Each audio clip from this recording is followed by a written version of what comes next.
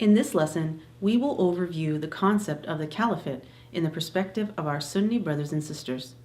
Since we have talked a lot about the Islamic view of the Imamate, we will only briefly compare this view of the Caliphate to that of the school of Ahlul Bayt alayhim salam.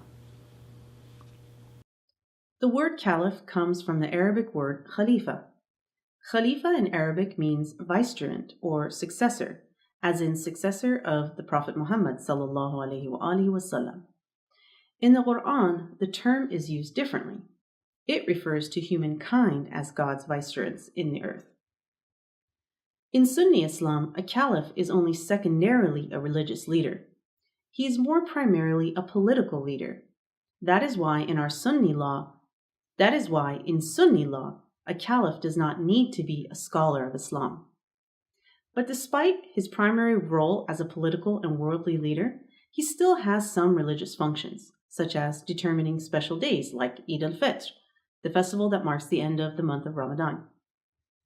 Although he does not have to be a scholar, he's still expected to have some acceptable level of knowledge when it comes to Islam. In Sunni Islam, successorship to the Prophet Muhammad sallallahu alaihi wasallam is not necessarily determined by the Prophet himself. It can be determined in three other ways as well. Number 1, through selection by a small but select group of the Prophet's companions. Number 2, personal designation by the previous caliph. And 3, self-declaration or self-appointment. Let's look at each of these a little more in detail. Number 1, selection by a small but select group of the Prophet's companions. This happened 3 times in Islamic history. The first time this happened was during the first caliph's ascension to the caliphate.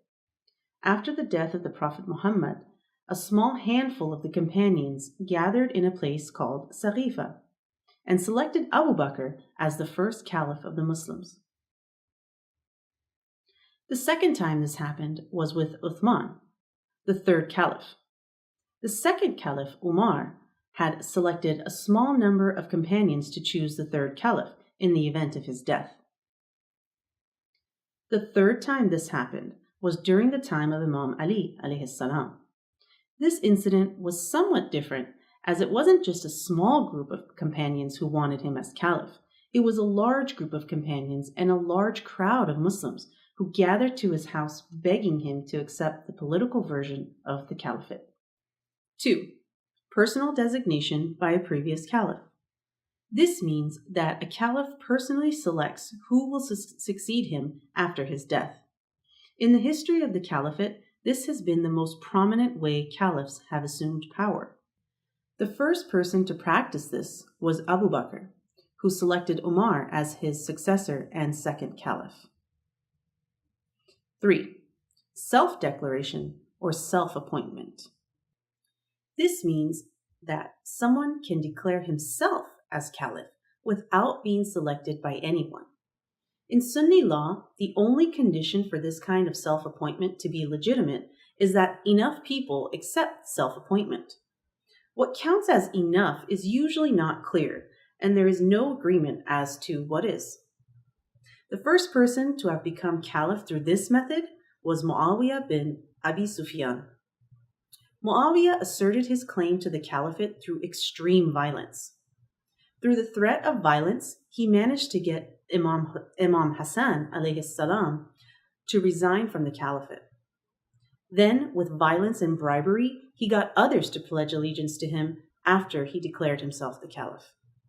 In Sunni Islam, there is disagreement as to the legitimacy of Muawiyah's caliphate and his standing as a Muslim. Some Sunnis reject Muawiyah's caliphate and view him as a violent politician who was merely pretending to be a Muslim. Now that we've reviewed the caliphate from the Sunni Islamic perspective, let's briefly review the caliphate from the Shia perspective. In Shia Islam, the Prophet's successor can only be chosen by God himself. Unlike Sunni Islam, the office of the caliphate is primarily a religious one. The caliph must be the most knowledgeable person on earth at that time. He must be infallible, and he must be divinely inspired. The primary role of the Caliph is the religious guidance of humankind. Political office is only secondary. In Shia Islam, a person can still be the Prophet's Caliph or successor, yet not hold political office. According to this view, only an imam can succeed the Prophet Muhammad. For more information on imamat, please view our previous lectures. In Shia Islam, God sends revelation or inspiration to the Prophet Muhammad ﷺ, or a living imam, informing him who the next imam and caliph will be. From this, we conclude that the Prophet Muhammad designated Imam Ali alayhi as his successor during the event of Ghadir, right before he passed away. Until next time, thank you for watching. Assalamu alaikum wa rahmatullahi wa barakatuh.